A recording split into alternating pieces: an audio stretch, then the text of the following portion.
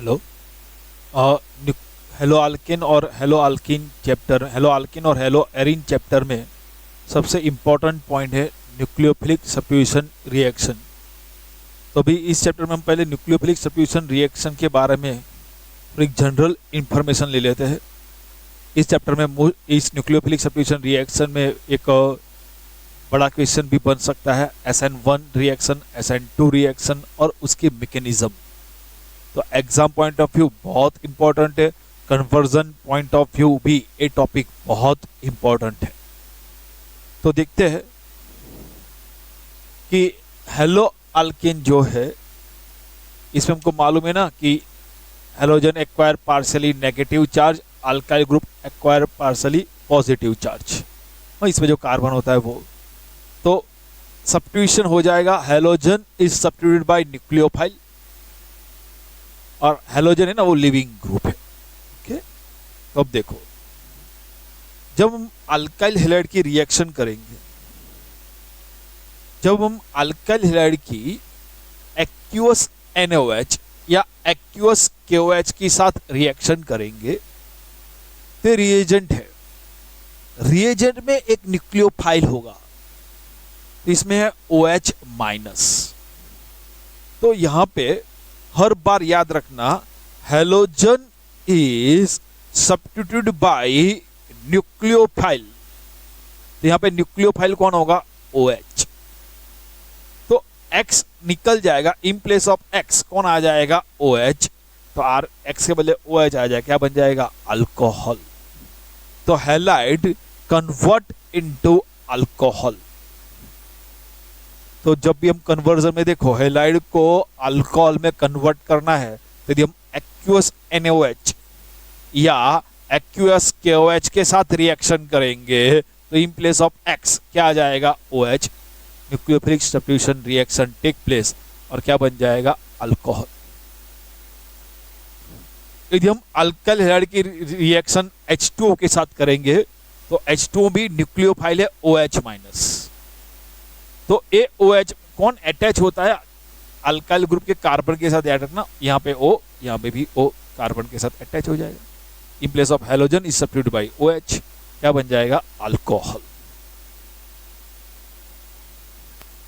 यदि हम alkyl halide की रिएक्शन करेंगे NaOR एज ए R कोई भी अल्काइल ग्रुप हो सकता है।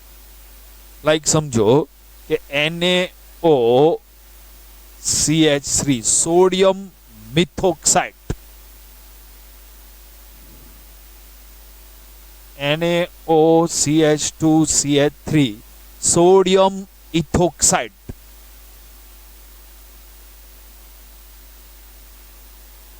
तो क्या होगा? यहां पे Na प्लस है, OR माइनस, ऑक्सीजन के पास एक्स्ट्रा लोन पेयर इलेक्ट्रॉन है।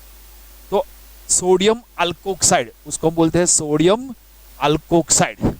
मिथाइल होता है तो हम बोलते हैं सोडियम मिथोक्साइड। इथाइल होता है तो हम बोलते हैं सोडियम इथोक्साइड। तो देखो, सोडियम अल्कोक्साइड की हम रिएक्शन करेंगे, तो इसमें न्यूक्लियोफिलिक कौन है? OR।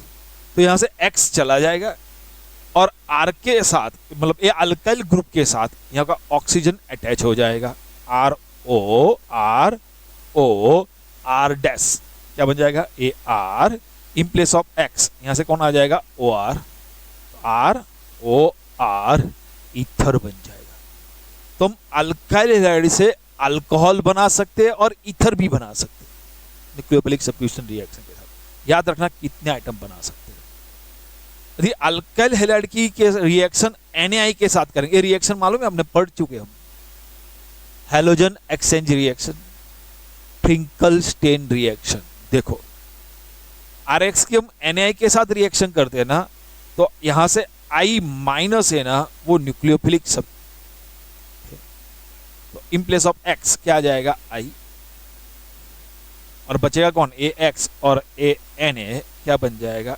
NaX। तो अल्काइल आयोडाइड।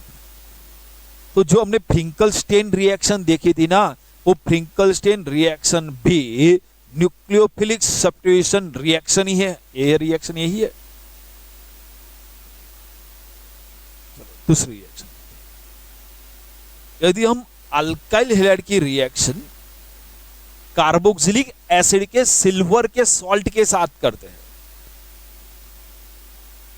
कार्बोक्सिलिक एसिड है ना, देखो आर एसिडिक एसिड है, समझ लो एसिडिक एसिड, एसिटिक एसिड का H is replace by Ag, तो हम उसको बोलते हैं हम acid silver salt of acetic acid.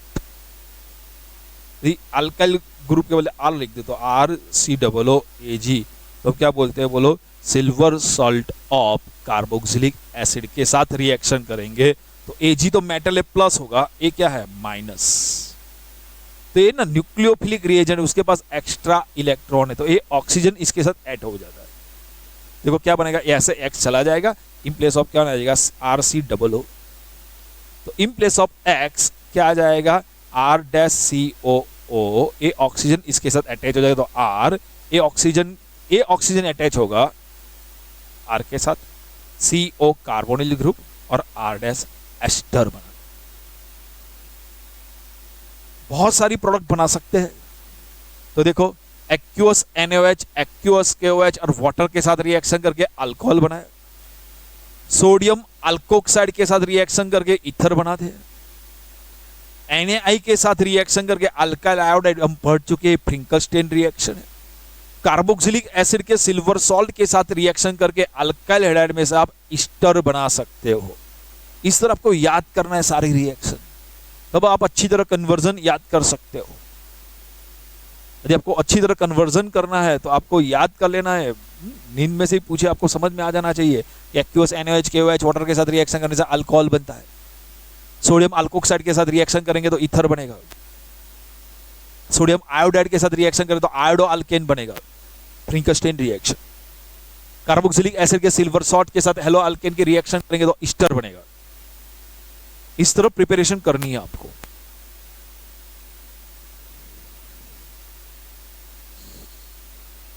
अब देखो अल्काइल हैलाइड की रिएक्शन हम अमोनिया के साथ करेंगे तो NH3 में नाइट्रोजन के पास एक्स्ट्रा इलेक्ट्रॉन पेयर है, तो वही इलेक्ट्रोफिलिक की तरफ बिहेव करेगा, तो X सब्स्टिट्यूट हो जाएगा। यहां पे सब रिएक्शन में हेलो अल्केन में से X ही निकलता है,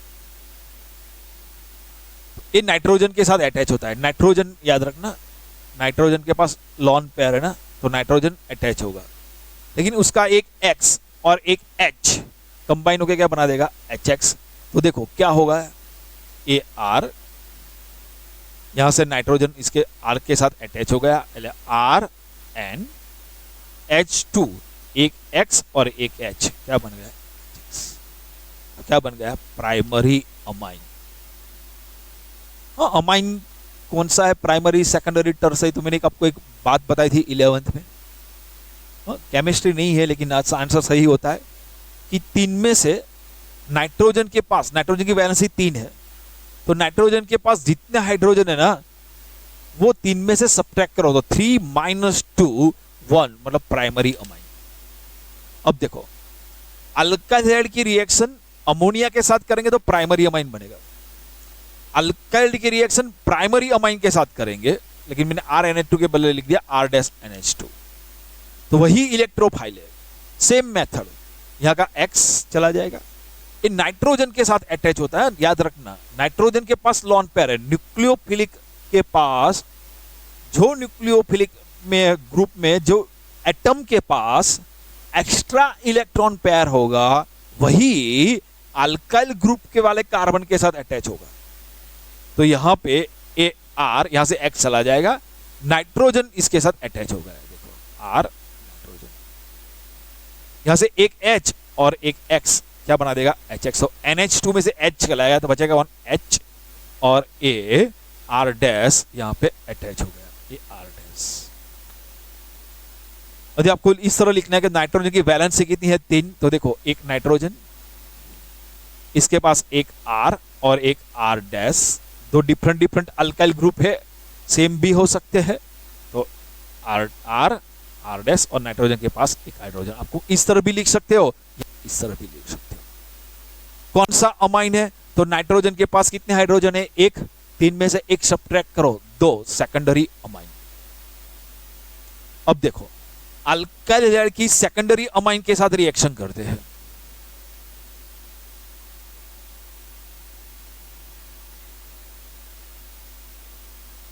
अल्काइल हैलाइड की सेकेंडरी अमाइन के साथ रिएक्शन करते हैं। नाइट्रोजन के पास लॉन पेयर है, तो अल्काइल ग्रुप ये नाइट्रोजन के साथ अटैच होता है, याद रखना, गड़बड़ मत करना। जब सेकेंडरी अमाइन के साथ रिएक्शन करेंगे तो R यहां से X चला जाएगा, एक H लेके क्या बना देगा? HX। तो देखो R नाइट्रोजन के साथ अटैच हो गया, AR नाइट्रोजन के साथ अटैच हो गया, उसके साथ कौन है? R dash R double dash. अब देखो इसको बॉन्ड किस तरह होंगे? तो नाइट्रोजन है, उसके साथ एक अल्काइल ग्रुप, एक R डैश और एक R डबल डैश अटैच हो। देखो अब यहां से आपको निकालना है तो नाइट्रोजन के पास कितने हाइड्रोजन है? एक भी नहीं, तो 3 में से कोई भी कुछ भी सब्ट्रैक्ट नहीं करो, कौन आएगा? 3, तो टर्सरी अमाइन। तो देखो इस तरह यदि हैलाइड की आप अमोनिया के साथ रिएक्शन करेंगे तो प्राइमरी अमाइन बनेगा, हैलाइड की प्राइमरी अमाइन के साथ रिएक्शन करेंगे तो सेकेंडरी अमाइन बनेगा, हैलाइड की आप सेकेंडरी अमाइन के साथ रिएक्शन करेंगे तो टर्सरी अमाइन बनेगा।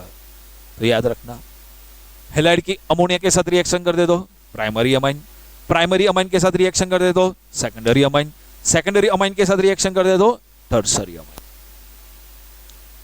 याद रह जाएगा। अब देखो इंपॉर्टेंट पॉइंट, यदि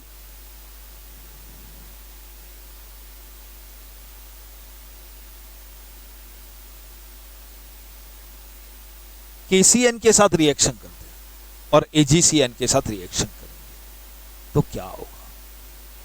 यदि अल्काइल हैलाइड की KCN के साथ रिएक्शन करते हैं ना, साइनाइड बनता है। देखो अब दिखने में ऐसा लिखता है KCN और AgCN सेम दिखता है, लेकिन KCN की जब अल्काइल की KCN के साथ रिएक्शन करने से अल्काइल साइनाइड बनता है और अल्काइल की AgCN के साथ रिएक्शन करने से अल्काइल आइसोसाइनाइड बनता है। तो पहले आपको ये याद रख लो, अल्काइल हैलाइड की KCN के साथ रिएक्शन करने से अल्काइल साइनाइड बनता है, अल्काइल हैलाइड की AgCN के साथ रिएक्शन करने से अल्काइल आइसोसाइनाइड बनता है। याद रह गया। अल्काइल की KCN के साथ रिएक्शन करने से साइनाइड, AgCN के साथ रिएक्शन करने से आइसोसाइनाइड। याद कर लो इतना। ऐसा क्यों होता है कि जो साइनाइड ग्रुप है ना, CN ग्रुप, ये CN ग्रुप दिख रहा है ना आपको, ये देखो, ये cyanide group is a hybrid of 2 contributing structure. CN हम जो लिखते हैं ना, AgCN, ACN, ये 2 स्ट्रक्चर का हाइब्रिड स्ट्रक्चर।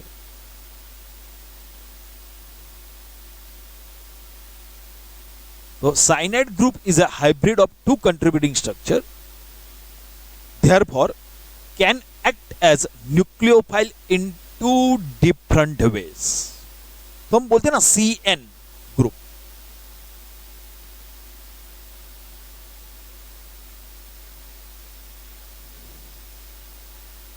ये साइनाइड ग्रुप है ना 2 डिफरेंट स्ट्रक्चर के हाइब्रिड स्ट्रक्चर।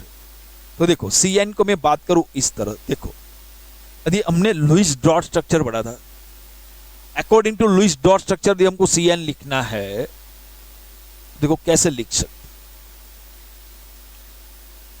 CN। तो देखो एक कार्बन ने 3 बॉन्ड बना लिए, कार्बन के पास कितने होते हैं? इलेक्ट्रॉन 4। यहाँ पे देखो 1 2 3 4 5, एक एक्स्ट्रा ले लिया तो माइनस।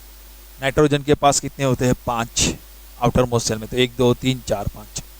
यदि ए इलेक्ट्रॉन पेयर यहां पे चला जाए तो कार्बन से -चार्ज चला जाएगा और नाइट्रोजन पे क्या हो जाएगा? -चार्ज। तो देखो यहां पे 2 न्यूक्लियोफिलिक सेंटर है, मतलब 2 ऐसे एटम है साइनाइड में जो जिसके पास एक्स्ट्रा इलेक्ट्रॉन पेयर है।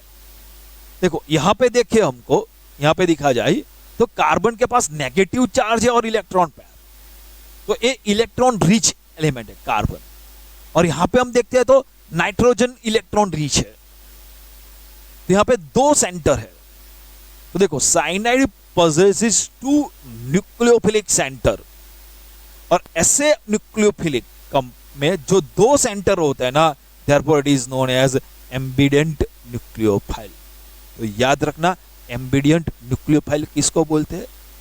जो न्यूक्लियोफाइल में दो न्यूक्लियोफिलिक सेंटर है, more than one nucleophilic centre है, दो न्यूक्लियोफिलिक सेंटर है, इसको हम बोलते हैं एम्बिडेंट न्यूक्लियोफाइल। तो इंपॉर्टेंट क्वेश्चन है, साइनाइड को एम्बिडेंट न्यूक्लियोफाइल बोला जाता है क्यों? तो हम बोलेंगे cyanide possesses two nucleophilic centre, cyanide possesses two nucleophilic centres and therefore are called ambident nucleophiles. तो दो न्यूक्लियोफिल सेंटर है, कार्बन भी as a nucleophilic centre alkyl group के साथ अटैच हो सकता है, नाइट्रोजन भी। जब carbon when it links through carbon atom, मतलब न्यूक्लियोफाइल का कार्बन जब अल्काइल ग्रुप के साथ लिंक होगा तो it results in the formation of alkyl cyanide. तो जब न्यूक्लियोफाइल का कार्बन एटम अल्काइल ग्रुप के साथ लिंक करेगा तो हम बोलेंगे alkyl cyanide. When it links to the nitrogen atom, यदि नाइट्रोजन एटम लिंक करेगा तो हम बोलेंगे आइसोसाइनाइड बना। तो याद रखना जो साइनाइड ग्रुप है वो cyanide group is a hybrid of two contributing structure, दो कंट्रीब्यूटिंग स्ट्रक्चर का हाइब्रिड है। Therefore can act as nucleophile in two different ways. When it links through the carbon atom, it results in the formation of alkyl cyanide. When it links through the nitrogen atom, it results in the formation of isocyanide. तो जब carbon attach होगा as a nucleophile alkyl group के साथ तो cyanide बनेगा, nitrogen attach होगा तो cyanide बनेगा। तो हम इस तरह लिख सकते हैं RCN, कार्बन अटैच हुआ RCN अल्काइल साइनाइड, नाइट्रोजन यदि अटैच हो गया अल्काइल ग्रुप RNC तो अल्काइल आइसोसाइनाइड। तो इंपॉर्टेंट पॉइंट है, याद रखना। हमको याद रखना है यदि KCN के साथ रिएक्शन करेंगे तो साइनाइड बनेगा, AgCN के साथ रिएक्शन करेंगे तो आइसोसाइनाइड बनेगा। क्यों ऐसा होगा वो हम नेक्स्ट लेक्चर में देखेंगे, पहले और इतना तो याद कर लो, KCN के साथ रिएक्शन करेंगे तो साइनाइड बनेगा, AgCN के साथ रिएक्शन करेंगे तो आइसोसाइनाइड बनेगा। क्यों ऐसा होगा? जब KCN हम यूज करेंगे तो कार्बन लिंक करेगा अल्काइल ग्रुप के साथ, AgCN के साथ रिएक्शन करेंगे ना तो नाइट्रोजन होगा ना, वो नाइट्रोजन अल्काइल ग्रुप के साथ लिंक करता है, अटैच होता है, देयरफॉर हम वहां पे क्या बनेगा अल्काइल आइसोसाइनाइड। इतना अच्छी तरह याद कर लो। तो क्या पढ़ाया था पहले एक बार देख लो कि अल्काइल की रिएक्शन हम एक्वस NaOH, एक्वस KOH या वाटर के साथ करते हैं तो कौन सी प्रोडक्ट बनती है? अल्कोहल। सोडियम अल्कोक्साइड के साथ करते हैं तो क्या बनता है? ईथर। Na के साथ करते हैं तो फ्रिंकलस्टीन रिएक्शन क्या बनता है? Alkyl iodide. कार्बोक्सिलिक एसिड के सिल्वर सॉल्ट के साथ रिएक्शन करते हैं क्या बनता है? एस्टर। अमोनिया के साथ रिएक्शन करने से क्या बनता है? Primary amine. प्राइमरी अमाइन के साथ रिएक्शन करने से क्या बनता है? Secondary amine. सेकेंडरी अमाइन के साथ रिएक्शन करने से क्या बनता है? Tertiary amine. KCN के साथ रिएक्शन करने से अल्काइल साइनाइड। AgCN के साथ रिएक्शन करने से अल्काइल आइसोसाइनाइड। ये याद कर लेना। और दूसरा ए पॉइंट भी याद कर लेना, एम्बिडेंट न्यूक्लियोफाइल साइनाइड को क्यों बोला जाता है, कब वो साइनाइड की तरफ बिहेव करेगा, कब वो आइसोसाइनाइड की तरफ। अब देखो दूसरा भी एक एम्बिडेंट लिगैंड है। अब देखो अल्काइल हैलाइड की KNO2 और AgNO2 के साथ रिएक्शन, तो यहां पे NO2 माइनस है,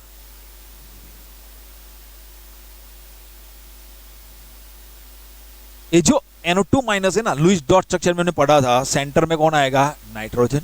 इसके साथ दो ऑक्सीजन अटैच हो गए, NO2 -1 है -1, ऑक्सीजन ये होगा +1, नाइट्रोजन 3 2 4 5। तो देखो ये ऑक्सीजन भी न्यूक्लियोफिलिक सेंटर है, नाइट्रोजन भी न्यूक्लियोफिलिक सेंटर है। तो NO2 -1 में भी, नाइट्राइट आयन में भी दो nucleophilic center. Therefore, it is known as ambidient nucleophile.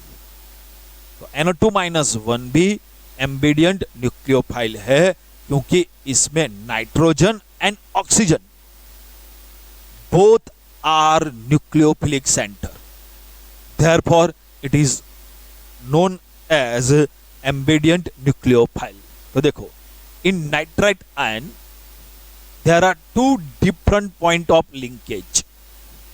Nitrogen भी है लिंक के लिए, ऑक्सीजन भी है. The linkage through oxygen atom, यदि ऑक्सीजन एटम के साथ लिंकेज होगा तो क्या बनेगा? नाइट्राइट्स. और linkage through nitrogen atom then nitro alkane. अब आपको याद कर लेना है. If linkage through oxygen atom क्या बनेगा? नाइट्राइट.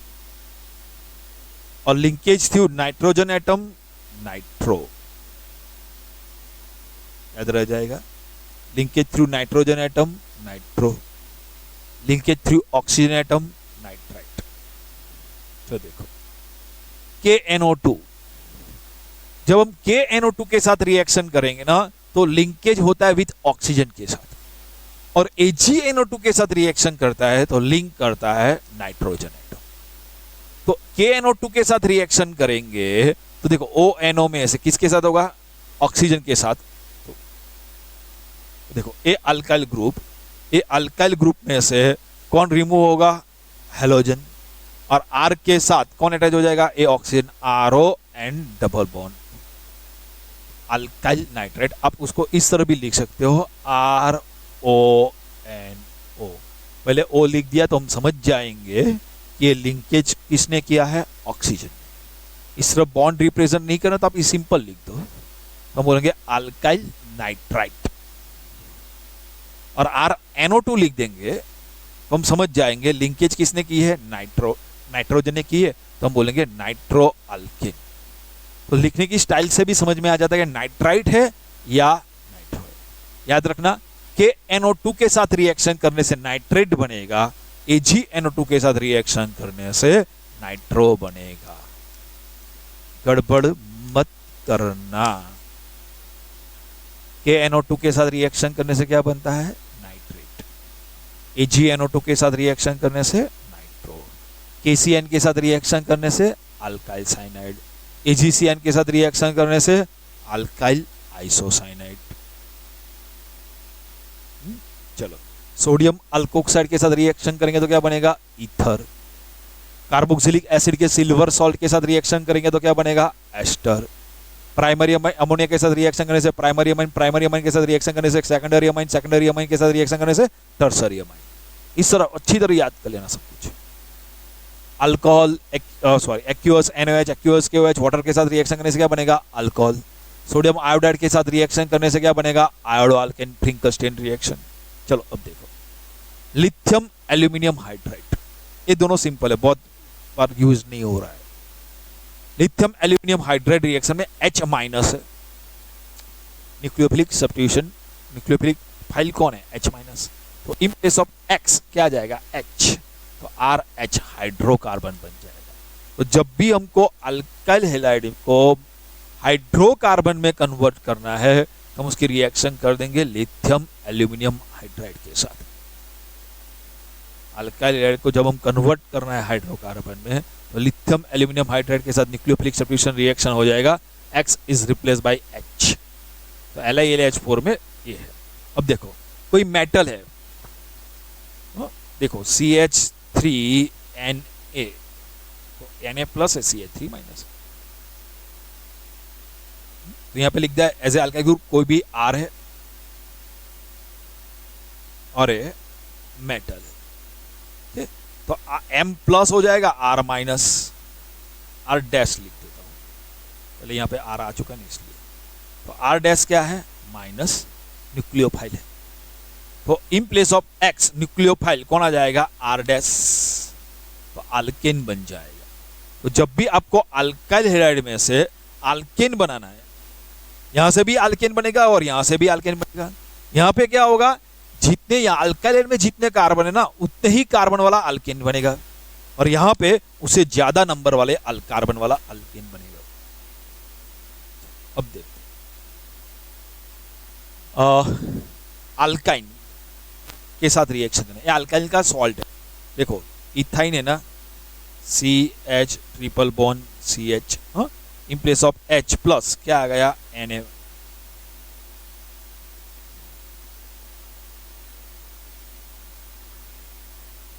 ये sodium, in place of H क्या है, ये टर्मिनल अल्केन है ना, वो एसिडिक होता है, एसिडिक होता है तो H प्लस निकल गया, उसके बदले में क्या आ गया Na प्लस, तो रिमेनिंग क्या है माइनस।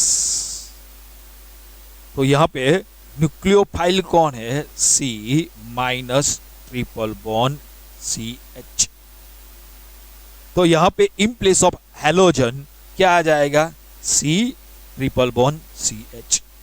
तो अल्काइन बनाना है, देखो तो हम यूज कब करेंगे, हम आपको कोई अल्काइन दिया है उससे ज्यादा हायर अल्काइन बनाना है, ज्यादा नंबर वाले कार्बन वाला अल्काइन, तो हम ये प्रोसेस यूज करेंगे। और यहां पे भी कर सकते हैं, अल्काइल में से अल्केन हायर अल्काइन आपको बनाना है, तो हम ये प्रोसेस यूज कर सकते हैं। तो अल्काइल में से हम क्या बना सकते हैं, अल्कोहल बना सकते हैं, ईथर बना सकते हैं, एस्टर बना सकते हैं, अल्काइल आयोडाइड बना सकते हैं, साइनाइड बना सकते हैं, अल्काइल साइनाइड बना सकते हैं, अल्काइल आइसोसाइनाइड बना सकते हैं, प्राइमरी अमाइन बना सकते हैं, सेकेंडरी अमाइन बना सकते हैं, टर्सरी अमाइन बना सकते हैं, नाइट्रो अल्केन बना सकते हैं, अल्काइल नाइट्राइड बना सकते हैं, हाइड्रोकार्बन बना सकते हैं, अल्केन बना सकते हैं, हायर अल्काइन भी इनमें से बना सकते हैं। ये बहुत इंपॉर्टेंट पॉइंट है, अच्छी तरह कर लेना। अब देखते हैं nucleophilic substitution reaction. Nucleophilic substitution reaction, इसको हम बोलते हैं एसएन रिएक्शन भी बोलते हैं। न्यूक्लियोफिलिक सब्स्टिट्यूशन रिएक्शन, उसको हम बोल सकते हैं एसएन रिएक्शन।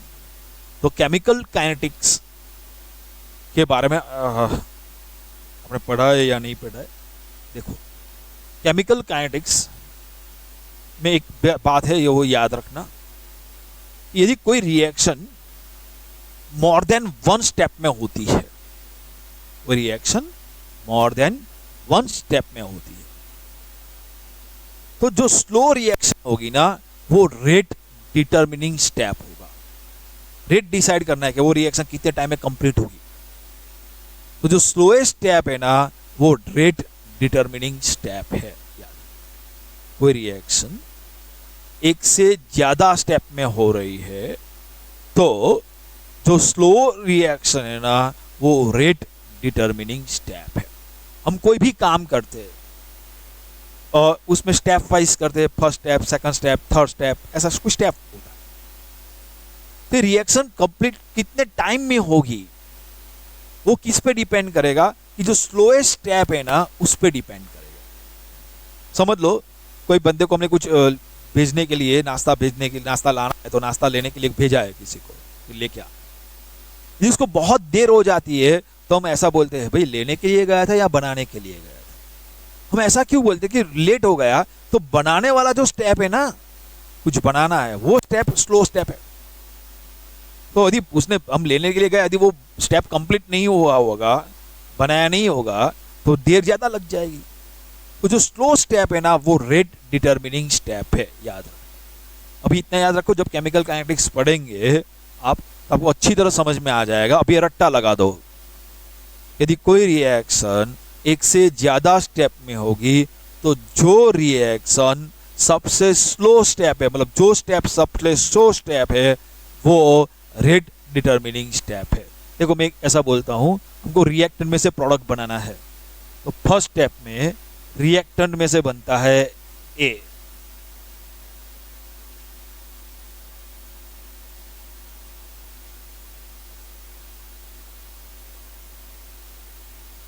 से बना ए, फिर सेकंड स्टेप में ए में से बना बी, थर्ड स्टेप में बी में से बना सी, फोर्थ स्टेप में सी में से बनती है प्रोडक्ट। यदि ए रिएक्शन स्टेप 2 रिएक्शन स्लो है, तो रेट ऑफ रिएक्शन कौन से स्टेप से डिसाइड करेंगे, सेकंड स्टेप से। समझ में आ गया? यदि समझो कि थर्ड रिएक्शन स्लो होगी तो रेट, एक रिएक्शन कंप्लीट होने से, सबका समेशन कर दो, रिएक्शन होती है ए कैंसल, बी कैंसल, तो ऐसा होता है R plus C, C cancel, B cancel, A reactant product में कन्वर्ट होगी, ये रिएक्शन कंप्लीट होने में। तो ये रिएक्शन कंप्लीट होने में कितना टाइम लगेगा, एक कौन से स्टेप से डिटरमाइन कर सकते हैं? थर्ड स्टेप, क्योंकि वो स्लो स्टेप है। समझ में आएगा? यदि कोई रिएक्शन है रिएक्टेंट प्रोडक्ट में कन्वर्ट होती है, एक से ज्यादा स्टेप में होती है, तो जो स्टेप स्लो स्टेप होगा उससे हम डिसाइड कर सकते हैं इसका रेट क्या है। मतलब रेट डिटरमिनिंग स्टेप कौन सा है, तो जो स्लोएस्ट स्टेप है ना वो रेट डिटरमिनिंग स्टेप है। ऐसा हम केमिकल काइनेटिक्स में पढ़ेंगे, आपको याद रखना है। तो देखो एसएन रिएक्शन, दो तरीके के एसएन रिएक्शन है, बाइमोलिकुलर न्यूक्लियोफिलिक सब्स्टिट्यूशन रिएक्शन और दूसरा है unimolecular substitution reaction, SN1 reaction. Bimolecular हम रिएक्शन है क्या बोला, हमने बताया कि रेट डिटरमिनिंग स्टेप होता है। हाँ? ये रेट डिटरमाइन करने के लिए वाली रिएक्शन में दो मॉलिक्यूल पार्टिसिपेट करते हैं। कितने मॉलिक्यूल? दो मॉलिक्यूल, तो हम बोलते हैं बाइमोलिकुलर न्यूक्लियोफिलिक सब्स्टिट्यूशन रिएक्शन। और रेट डिटरमिनिंग स्टेप में सिर्फ एक ही मॉलिक्यूल पार्टिसिपेट करेगा, एक ही रिएक्टेंट का मॉलिक्यूल पार्टिसिपेट करेगा, तो हम बोलेंगे यूनिमोलिकुलर न्यूक्लियोफिलिक सब्स्टिट्यूशन। देखो, when two molecules take part in determine the rate of reaction, then it is called bimolecular nucleophilic substitution। मतलब रेट डिटरमिनिंग स्टेप जो है, रेट डिसाइड करने में दो मॉलिक्यूल पार्टिसिपेट करते हैं रिएक्टेंट के, तो हम बोलेंगे बाइमोलिकुलर न्यूक्लियोफिलिक सब्स्टिट्यूशन। मतलब the rate depends upon the concentration of both reactant. दो रिएक्टेंट है और दोनों रिएक्टेंट पे कॉन्सेंट्रेशन पे डिपेंड करेगा, तो हम बोलेंगे बाइमोलिकुलर। व्हेन ओनली वन मॉलिक्यूल, यहां पे देखो, when only one molecule is involve in determine the rate of reaction, तो रेट ऑफ रिएक्शन डिटरमाइन करने के प्रोसेस में जो स्टेप है इसमें सिर्फ एक ही मॉलिक्यूल इन्वॉल्व होगा, तो हम बोल देंगे unimolecular nucleophilic substitution. Most important है SN2 रिएक्शन और SN1 रिएक्शन, एग्जाम में आ सकते हैं मैकेनिज्म के साथ। Explain SN2 reaction mechanism 4 marks, unimolecular SN1 reaction with example mechanism 4 marks. तो अच्छी तरह प्रिपेयर करना है, इतना अच्छी तरह लर्न करके आना। नेक्स्ट स्टेप में हम आगे उसको मैकेनिज्म के साथ देखेंगे।